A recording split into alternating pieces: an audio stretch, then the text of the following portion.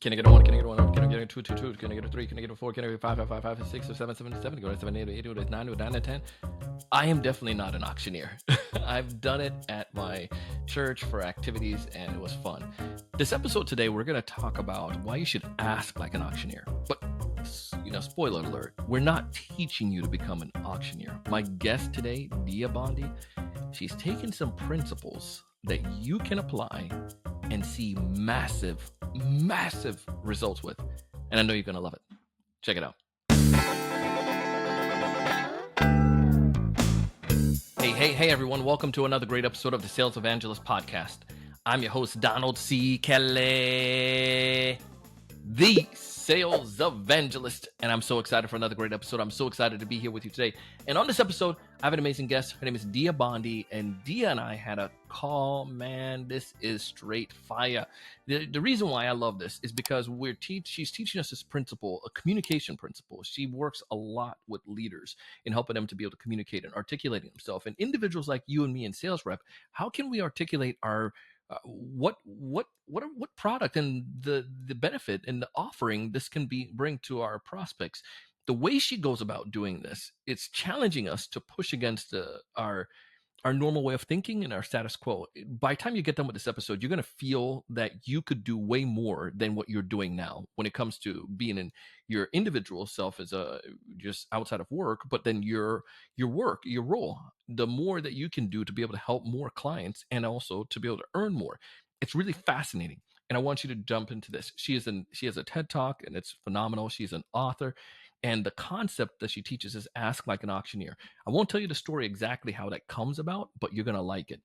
If you're a first-time listener to our podcast, please do yourself a favor, subscribe, because we're going to notify you every time we drop a new episode just like this one. And I promise you, you're going to want to pay us because it's so good. Now, when we dive in, you get a chance to hear about Dia and her expertise, but not only that, you hear about the whole auctioneer idea and how this tied into the principles we're going to tackle today and how you can easily follow them. Check it out. I'm excited to have you. Thank you so much for being willing to come on and be my guest. I am excited to be here. I just came off last week of hosting one of my multi-day leadership voice retreats. This is my first re-entry back into the real world, and I'm so happy to do it with you. Awesome. Look at this. Well, I bragged about you a little bit in a teaser there and talked about your experience and some of the cool things that you're doing. Why don't you take a second and tell us a little bit more about your business and how that all ties together? Well, I've been a longtime leadership communications coach over 20 years now and got to work on some really cool projects. As I think of myself as a little bit of a backstage secret weapon, helped Rio de Janeiro win the right to host the 2016 Olympics at a time when Olympic bidding was, talk about securing big resources and big decisions. But I also, spend a lot of time working with founders and leaders to help them, speak powerfully so they can secure those decisions and resources they need to move their business forward. And as we're going to talk about today, part of my business is also getting my work as an author in front of the world. And my book, Ask Like an Auctioneer, came out of a really surprising, weird hobby that I picked up in my 40s of fundraising auctioneering just as an impact hobby. And the whole idea there is that, yes, while the last 20 years I've been spending a lot of time helping leaders speak powerfully, one place where we can do it a lot is when we think about going in to make the asks that matter. And so I took what I learned from this impact hobby and put it between two hardcovers. Well, I'm going to ask, how did you get into that as a hobby? I mean, I'm thinking about like mountain biking or like snowboarding or even gardening or traveling, but how did you get into auctioneering? Well, I took a sabbatical. I put myself on a break for a year, as maybe folks who are listening might have an appetite to do right now or just coming out of. I just was tired and I took myself on a break. And during that time, I did two things. I worked out a lot and I did the Artist's Way cover to cover. If you're not familiar with that, it's a beautiful guide to reconnecting with your own creativity. And in that, I just started to get an appetite to do something interesting and different and weird and way outside of my everyday domain. And my husband reminded me that 10 years before I had made a threat at a dinner table around our bucket list. And mine was, you know what I would learn how to do? I'd actually learn how to auctioneer for real. And that was because I had been invited to be the fundraising auctioneer for my kids' preschool annual fundraiser. Because Yeah. I'm comfortable with in front of a mic. All the other mommies and daddies and caregivers are like, couldn't pay me. So I did it, and I threatened at a dinner table that week, like that was so much fun. I would actually learn how to do it. So on my sabbatical, my husband said, "Hey, remember that thing you said you would do?" And so I got on an airplane and I went to the Midwest, and I spent 10 days, me and 100 cowboys, learning how to auctioneer everything from, $5 box lots you'd find at a garage sale to, to hogs, to real estate. It's all the same. It's all numbers. And Yeah. when I got back to the Bay Area, I promise this story's almost over. When I got back to the Bay Area, I was like, I'm not going to make this a career or a job. I want to do this for fun, and I want to put on a gown and be in front of 500 people at a time, bossing them around something that I really care about, which is advancing women and girls. So when I Yeah. got back to the Bay Area, I started doing fundraising auctioneering for nonprofits who are dedicated to advancing women and girls. And then when I started learning, what I was started learning on stage, I realized was so powerful, and how we think about asking for more and getting it. There we are. So, and again, guys, this episode is not about being an auctioneer. There's principles we're going to tie Absolutely. back, Yes. but I am so fascinated. So, do you talk fast, and do they teach you how to do that? It's Like, so funny. I was just going to say, people are always like, ask like an auctioneer. You're going to teach me how to talk fast? And I'm like, absolutely not. dang it! And Well, I know. it's good having you on the show. Yeah, Bye. bye. Just kidding. Weirdly though, so when you develop that thing, that signature sound that you Yeah. hear, what you think of as cattle auctioneers having, that's called a chant. Uh huh. And it's not necessarily faster, it's just that it's continuous, and the places where these auctioneers take a breath is not tied to punctuation. It's not normally where you would take a breath in a sentence, so it sounds continuous. So we did practice a chant. So we Yeah. practiced with a basic. You want to hear one? Like I'm I not would great love at it, one. but I would it's love it. I would it love it. starts very simply with things like $100 bidder now, two. Would you give me two? I'm a $200 bidder now, three. Would you give me three? I'm a $300 bidder now, four. Five now, $500 bidder now, six. So I mean, I don't have a great chant. Folks who are listening today who maybe grew up in Well, and around auctioneering would laugh at that, but I can't have a big complicated chant, because people in my audiences are not yeah. professional buyers at auctions. They're having a party and they want to raise their paddle and know what they're buying at what price. Like, what did I just bid for? Was that Yeah, 50 grand? Like, exactly, she said five. exactly. So how does you put this between in books, and obviously this will help any of us as sales professionals and Mm. sales leaders, but there are four core principles that you and I discuss initially that can help us, and I would like for us to dive into those, if that makes sense, those steps, because we want to. There's something about being an auctioneer, asking like an auctioneer, so to speak, and I know there's a magic behind this, and I would love for you to go deeper into that. So there are a handful of principles that I share in the book that help us think about what it means to ask like an auctioneer. I'll just go through the ones I think are the most Sure. like important to understand what I mean by asking like an auctioneer. So in our world, and this might not be true for everybody that is listening today. I get it. Some of you might be like, nah, I've been in sales forever. This is not how I roll. But most of the people I work with, most of the folks, and this spans not just early career professionals, but people even in mid, when I work with them to put together a compelling story when they're going into a sales conversation. In my world, a sales conversation could be about decisions as well as like contracts. It could be levels of engagement or opportunities to stand on stage, or the chance to partner with somebody. So we're widening the aperture and what we think about as sales. Okay. People will when I ask them, like, what are you asking for, they will come back and say, well, I'm asking for headcount, I'm asking for budget, I'm asking for money, asking for the size of a contract, whatever the thing is that you're quote unquote selling in that moment. And when I understand that, I'm like, great, but how much of that? Because the how much changes the conversation, right? Changes the story you have to tell. And very often I'm met not with a really solid answer. I'm met with like, well, Dia, what do you think I can get? Mm. And for years I was like, great question. But here's the thing. If we are designing an ask based on what you think you can get is the equivalent of me saying, I'm opening the bidding right now for this crystal vase at $100. Who's in? Somebody putting their paddle in the air and me saying yes to the first yes. We're designing to get a yes. It's not what we do as auctioneers. As auctioneers, I'll say $100 bidder looking for a $200 bidder. I get a $200 bid. I say $300 bidder looking for a $300 bidder. I get a $300 bid and I go until I get a no, until somebody says, nope, not $900, but somebody in the room says yes to $800 and I sell it for $800, not $100. What that means is I'm actually intentionally going in order to get a no and then settling for the number or the amount just beneath that. And when I've done that, I know I've maximized the potential of that ask. That's just not what we do in the world. Too often we go, oh my gosh, I'm going to ask for that raise, or I'm going to go for this particular client. And I'm just like, what do I think I can get? Oh, I think I can get $76,000 a year plus 2 weeks vacation. Oh, I think this client will go for $500,000, but never 750. No, you know? And so we start kind of shopping from our own wallets. And when we get an instant yes, we're super proud of ourselves. We're like, that was awesome. I got a yes. And I'm like, yeah, but what could have you gotten?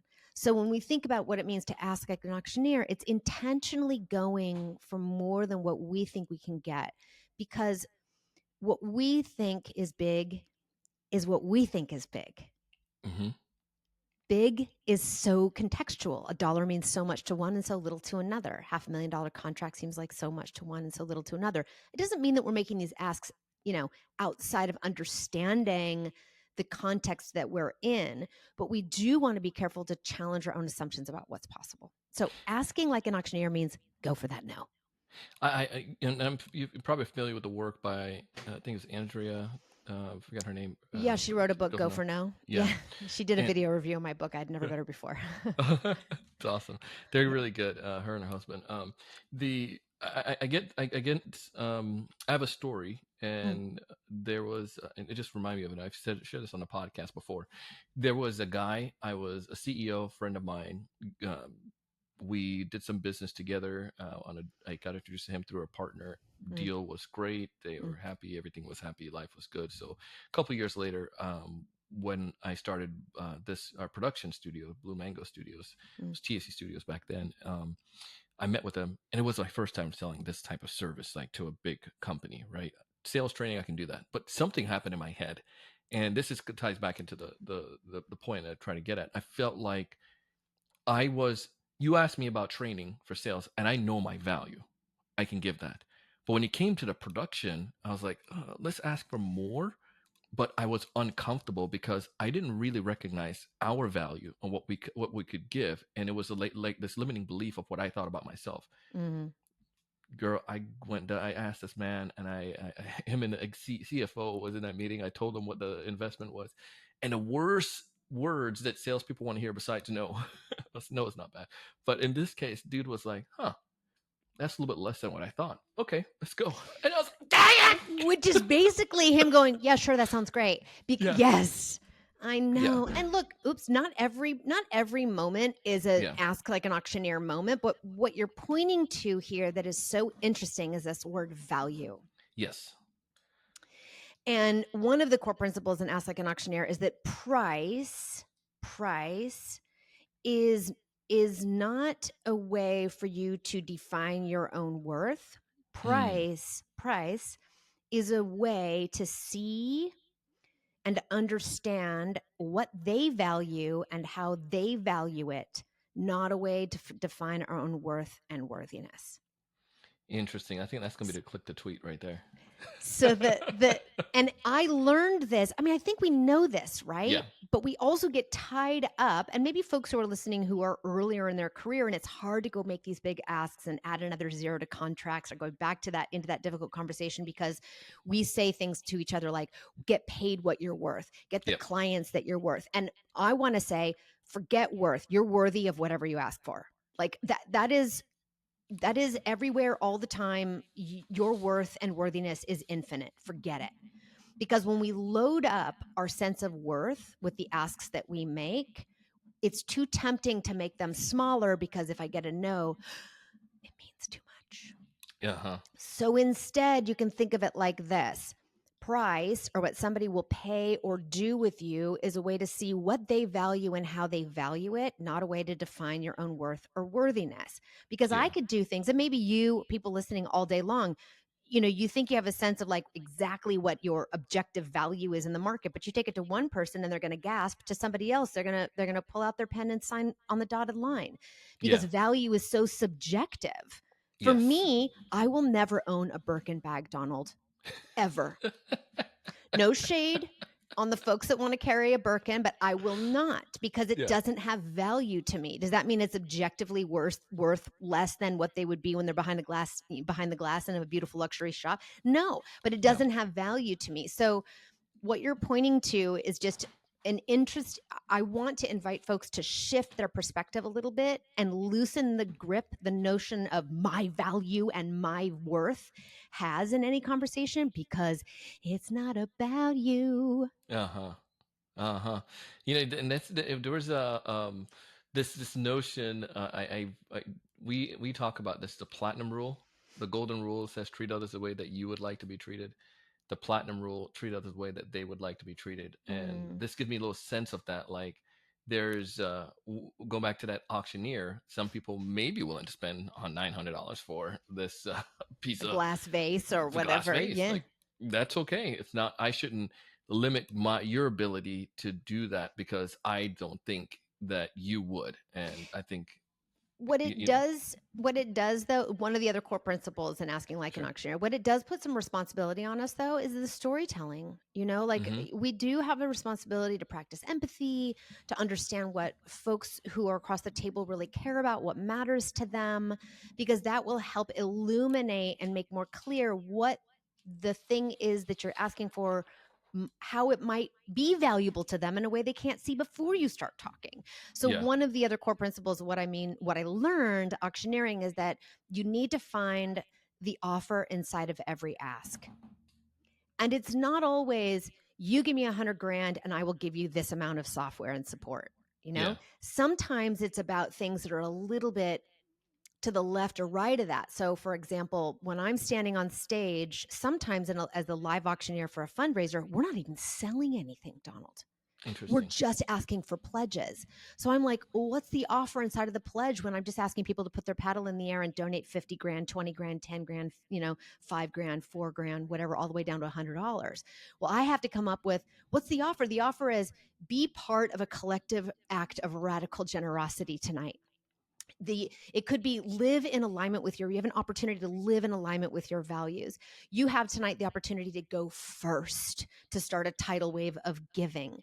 So folks that might be across the table from you, yes, they're going to write a check for 100 grand for this amount of software and support, but are they, as a buyer, are they somebody who's a pioneer? Are there someone who loves to be avant-garde? Do they love to be, are they someone that likes to be a model for making bold decisions? Mm. This is part of what we can think of, the kinds of offers that we're making, not just the software and the support. My goodness, I love that. The, the I think um, there's there's something to this effect that I think would require us as a seller to get to know that buyer, Mm, and that requires work. And oftentimes I find that when I have not done a good job, it's because I was lazy selling because I didn't want to do the extra work or not even I sometimes we have a this is what the marketing team gave us or this is what the sales process is, and if we just continue to do this, yes, that can work, but if you go a little bit deeper at times, you can figure out if that person is that avant-garde thinker, and that can help you to be able to bring more to them that they might need, and this is not what limit. that small talk is for. Mm, Like, the only reason that talk is small is because you're letting it be. I'm like, turn that small talk into big talk. Ask better questions to learn huh. about what matters to them, so that you can walk away from a pre-call and go, this person they're a late adopter. They're like, they want to make sure things are real safe before they say yes to something, Yeah. or walk away. So that's one thing. People say like, oh, I hate small talk. I'm like, well, that's because you're playing small in that talk. Like, make it big talk somehow. to learn enough, that's one thing it takes. And the second thing it takes is courage. The courage to be wrong, to take a risk, to sit across the table from somebody and say, wow, you are really bold. Do you have a reputation for being bold? When people Ah, feel seen, and you know that takes risk because you might be wrong. They might go like, "Oh my gosh, no, I'm not bold at all. You're totally misreading." Oh, really? Well, tell me more. they're gonna tell you exactly at that point, right?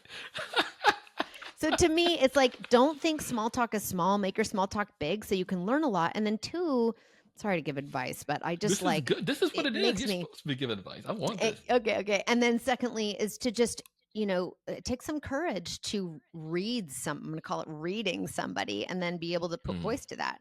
It's safe to yeah. go like, let's walk through our feature set. Oh, I love it. I love it. Um, there's one point that you brought up in the book, and it's the Zofo. Mm, So I people are probably listening to this and they probably thought I pronunciate or misenunciate the word, the yeah. phrase. But tell us what Zofo is. Zofo.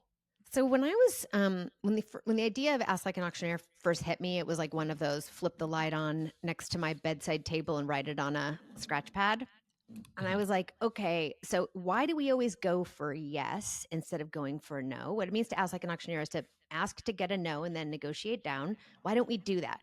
We don't do that because every ask we make that isn't pretty guaranteed to get a yes lives in the zone of freaking out, the Mm, Zofo.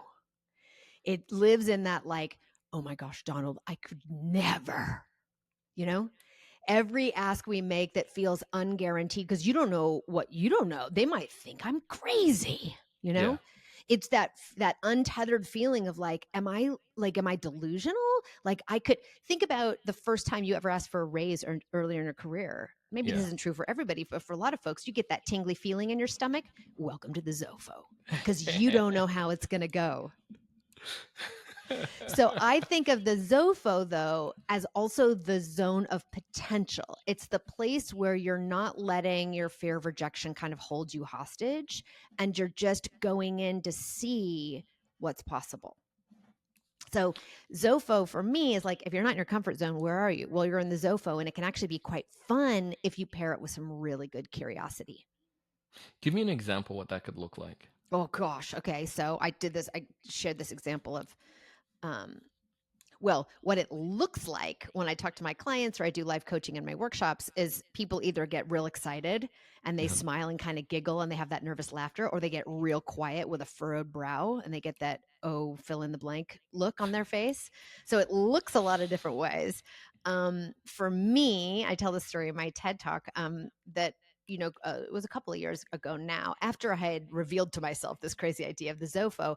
I'd written a proposal to work privately with a founder, Yeah. VC back founder. I only take a few private coaching sessions, clients at a time.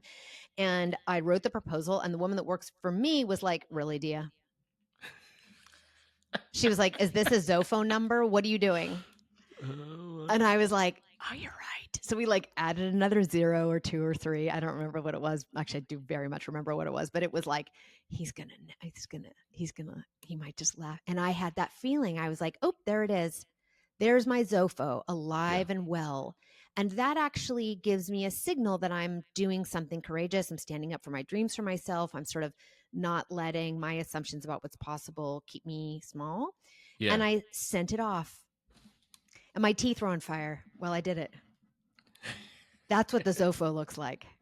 Maybe you got like a little sweat in the armpits, you get a little hot flash in the back of your neck, you get like a little dry time. I don't know what it's like for you. Yeah. Maybe that has that little, oh my gosh, did I just get away with something? Kind of sneaky, rebellious feeling. I don't know what it's like for you. You're laughing. I mean, Uh, are you ever in your Zofo even now, Donald? oh, come on. Of course. That's why I'm really cracking up about it. There's one deal recently where I asked for a little bit more than I typically would. And it was a Um, little Zofo-ish for you? it was a little Zofo-ish, Yeah, and they didn't bat an eye. I They know. were totally fine. Me too. Totally fine. I sent my proposal out and it got back. He said, yeah, fine, here, circulate it for signatures. And Jamie and I were like, exactly. And of course, I was like, darn it, I didn't get the no. And then I probably could have even asked for more, but it Yeah. doesn't matter because it was more than I would have gotten if I had designed in order to guarantee a yes. Yeah. Now, I want to point a little bit to the idea of a ZOFO. So, folks who are listening, you might have something just like this example that Donald just gave us. Of a ZOFO thing you did in the last month, in the last week, in the last day. But you look earlier in your career, and what felt Zofo-ish then might be like table stakes now. Oh my goodness. Oh my. So, so here's one. Yeah, yeah. Go, Donald, Here's go. one. One of my friends, I remember once she shared with me. I thought it was a big deal when I was like the first gig I spoke for, first speaking gig. Sure. My friend invited me to come to to San Luis Obispo, Hmm. kind of a little bit north of you, right? Yep. Fingers And crossed for my son yeah. to get into slow, just so you know. Ooh. Yeah. So he was like, okay, we can pay for you to get out here. We can give you $350. It's my first time because I'm already a software sales rep and I'm making Sure. change. So I'm like, what? Somebody's paying me? This is great. So I'm like, then I look at the ticket. I'm like, bro, this ain't nothing to get to California. And then the second time it was like they gave me 500. So I was like, Yep. oh my goodness. And then so this is pretty much like travel costs, not even really, right? Yep. But I was staying with him, so it was my friend of mine. But it was Sure. my first stuff to get started. Yeah. Table stakes, because then one of my friends shared with me her contract, and she put in her contract that when she travels to the client, that it's business class, because you're traveling a lot. So I was like, "What you put in there for them to pay for business class?" And then she was like, "Yeah, I remember." That was when I put that sucker in mine. It was like that chattering Zofo of the teeth. It moment. was, boy, I tell Yes. you, it was I Zofa. But know. then it was like it's table stakes now. Right. People And pay so for it exactly. because So yeah, here's the little shift that I yeah, I want to offer folks. Like so many people are like, I just want to get more comfortable. And I'm like, yeah. but you won't Yes. because the Zofo is like the horizon. You Yeah. walk toward it and it walks away from you. Yes. It's just that it changes and grows with you as you grow. So the point isn't how do I make the Zofo go away? The point is how do I make myself ask anyway? Yes. Oh my goodness. And one Oh way my you can goodness. help yourself ask anyway is to remember that price or what they will say yes or no or do with you is a way to see what they value and how they value it, not a way to define or extract your own worth or worthiness, because that is infinite. So that just brought us full circle, Donald. What do you think Come about on. that? Come on. Listen, I wish we can go on for a little bit longer. I want to respect the time, but y'all, I'm telling you, you got to connect with Dia. Dia. There's so much in here. So much. So many gems. I mean, I have like a page and a half of gems that we took I'll away say from that this. the easy way for folks to do that is to go to, we actually There prepped you a go. little special page for everyone listening. So if you go to diabondi.com/sales evan, EVAN, sales evan, you're going to find a couple of resources there that will help you dig into the question of like, okay, this house sounds great, Dia, but I just made the big ask of the year. I got nothing to ask for. There's going to be a download there to help you do a 6-step little framework to design a strategic ask you could make right now, something you're not even thinking about. Yeah. Absolutely love it. I'm walking away from this thinking I need to think bigger, not limit myself. Just there's a lot more that I can do, and there's so many other principles that we can pull from this. And the book is absolutely phenomenal. So, folks, we have everything in the show notes. Go get this free gift from Dia. She has this easy thing for you to take advantage of Yep. and to use it. But we're going to put that in the show notes. Thank you. Dia, thank you. Thanks for coming on the show. Don't, you're the boss. Hey, appreciate it. So will you be willing to give me $1 million for this episode? Let me think about it. I'm just kidding. You don't put Hey, me in my Zofo, man, just so you know. You're too much fun. dear, thank you so much. Ah, man, that was so good. That Zofo, come on, man. I'm out here, man. I'm about to go do some of these proposals and change up some of these numbers right now because I feel like I can get more. Not that you're trying to, you're not being dishonest. It's just a simple fact that she talks about with pricing there. Like you want to see what they are positioning, what they feel this is worth. What's their how do they value this, so to speak? And I just love the principle. Challenge yourself, and I think you're going to really love it. As always, go ahead and take advantage of the gift. Dia has a gift that's in our show notes, and it will give you a breakdown. I mean, I'm looking at the page right now, and it's good. She's like really broke this down for us, giving us a free gift. It's the diabondi.com/SALESEVAN, and you can go there and get the points and the principles and access to the stuff that she talked about. Easy peasy, so you don't have to worry about my notes. Listen, I want you to thrive. I want you to succeed. If you're trying to practice your sales skills and improve your craft, I want you to check out our mastermind, thesalesevangelist.com/mastermind. We have small cohorts. Would love to have you be a part of them. Again, I want you to thrive. I want you to succeed. I want you to raise the level of thinking. But most importantly, I want you to go out and do big things. See you in the next one.